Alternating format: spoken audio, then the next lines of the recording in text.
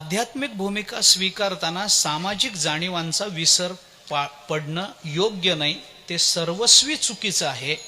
आणि याकरता म्हणून एक दुःखद घटना आज घडली, त्या संबंधानं आपल्या सर्वांच्या सद्भावना व्यक्त करणं हे सुद्धा आपलं कीर्तनामधलंच एक कर्तव्य आहे.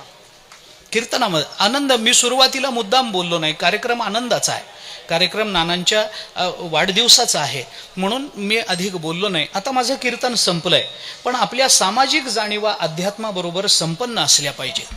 आपल्या महाराष्ट्राचे अत्यंत लाडके आदरणीय उपमुख्यमंत्री आदरणीय श्री अजितदादा पवार यांचं आज एका दुर्घटनेमध्ये निधन झालं.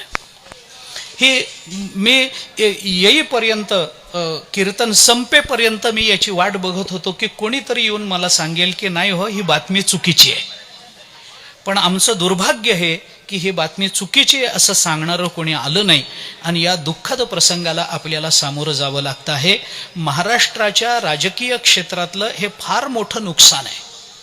कर्तृत्व संपन्न आणि कर्मप्रवृत्त असणारे लोक राजकारणातून निवृत्त होणं, याच्यात राजकारणाचं वाटोळं आहे. व्यक्तीच्या भोवती राजकारण नसतं हे जरी खरं असलं तरी व्यक्तीमुळे राजकारण सुस्वभावी, प्रामाणिक आणि वृद्धिंगत होणारं असतं, हेही तेवढंच खरं असतं.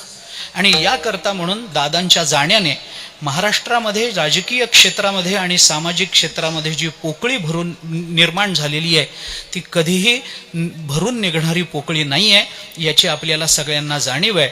आपण भगवंताच्या चरणी, ज्ञानोबाराय तुकोबारायांच्या चरणी प्रार्थना फक्त करू शकतो की त्यांना सद्गती प्राप्त व्हावी, त्यांना भगवंतांनी संतांनी आपल्या चरणाजवळ स्थान द्यावं, एवढी एक सद्भावना या निमित्तानं व्यक्त करू.